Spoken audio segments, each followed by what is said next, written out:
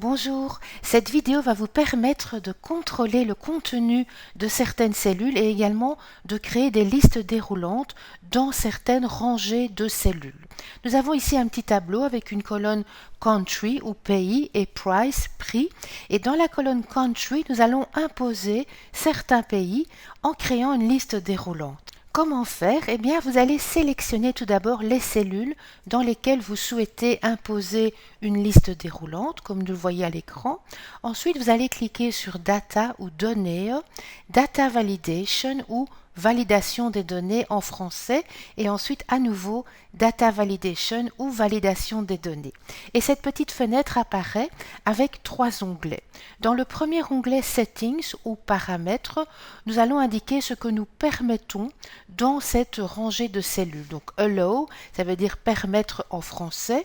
Et dans ce cas-ci, nous allons choisir List. Nous pourrions très bien imposer un nombre avec des décimales, une date, une heure, une longueur de texte, etc. Nous allons choisir Liste pour pouvoir créer une liste déroulante basée sur le tableau qui se trouve dans la colonne K.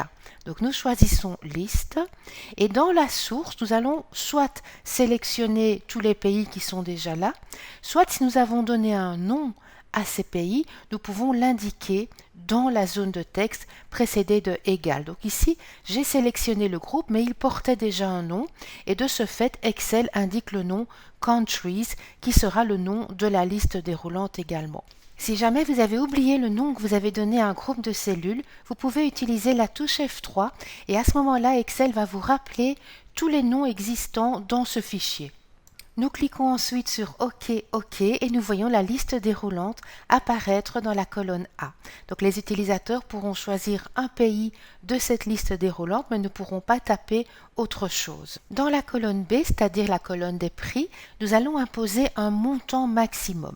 Pour cela, nous allons sélectionner donc les données de la colonne B, cliquer ensuite sur Data, Data Validation ou validation des données et nous avons à ce moment-là la petite fenêtre qui s'ouvre.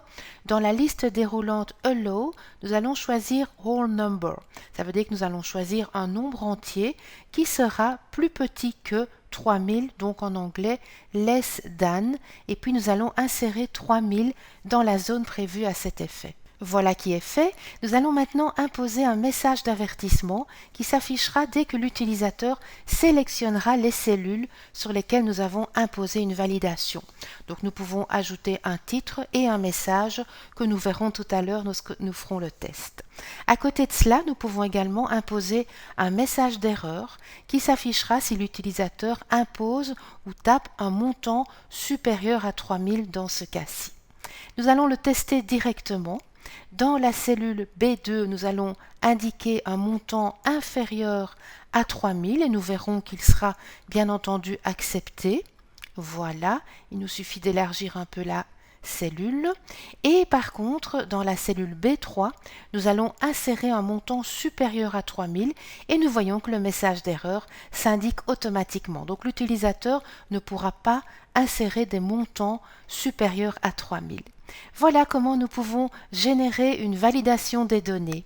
Merci beaucoup, bonne journée à vous.